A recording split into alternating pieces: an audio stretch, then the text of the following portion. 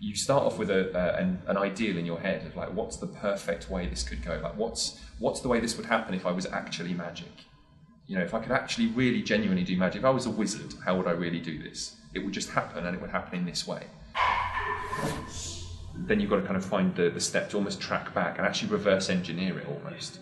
So you have to think, okay, what's got to happen to get to that stage? How do I get that card in that wallet, for example, that's had their signature on it? It has to be that card because it's their signature. You begin to look at the big picture. I think the macro picture is the most important thing. And then you begin to simplify it. And I think that's the very significant thing, is being able to make the performance simple. And, you know, it may be incredibly complex and technical, an incredible amount of practice may have gone into it, but ultimately, if it doesn't do something to the audience at a deeper level, then a lot of it's wasted and it's just a puzzle. Either I know exactly how they're doing it, in which case I admire the technique and I admire the way they do it, or I've got no idea.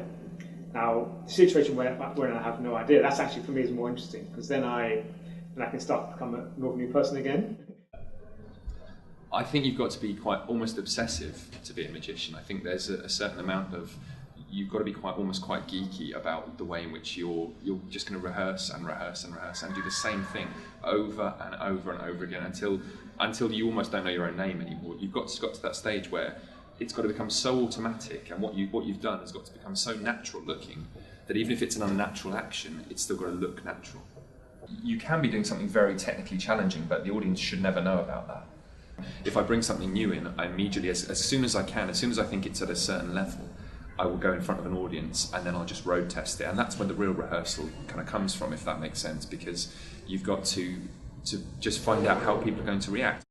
Sometimes someone may do a trick and simply people just don't get it. They don't say, right, okay, so what are you trying to do? Somebody else can do the same trick, and it's amazing, actually, absolutely knocks them dead. With most magicians and with most magic, for me, it's about a theatrical experience and weaving a certain story through the magic you're doing. Not necessarily a story in kind of the allegorical sort of sense, but weaving a story of just, this is where we start off and we end up somewhere impossible, and you're trying to almost blur the journey for them a little bit so that it becomes very clear that something amazing's happened, and the thing that's happened has to be amazing. But how you got there is kind of the bit that kind of blurs in people's minds. They don't really know, and that's the thing that creates that theatrical moment of wonder, I guess. And so for me, it's about creating a theatrical experience. It's more about that than it is about the technicality. 6 cards. Just pick one. Say it to yourself over and over again in your mind. You got it? Okay. I'm going to see if I can get the card you're thinking of.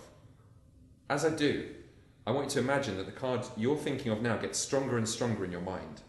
And as it does, it gets weaker and weaker right here in my hands until eventually one card goes completely blank. Not just blank on one side,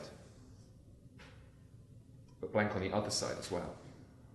Now, of course, that begs a question. Is it the one you were thinking of?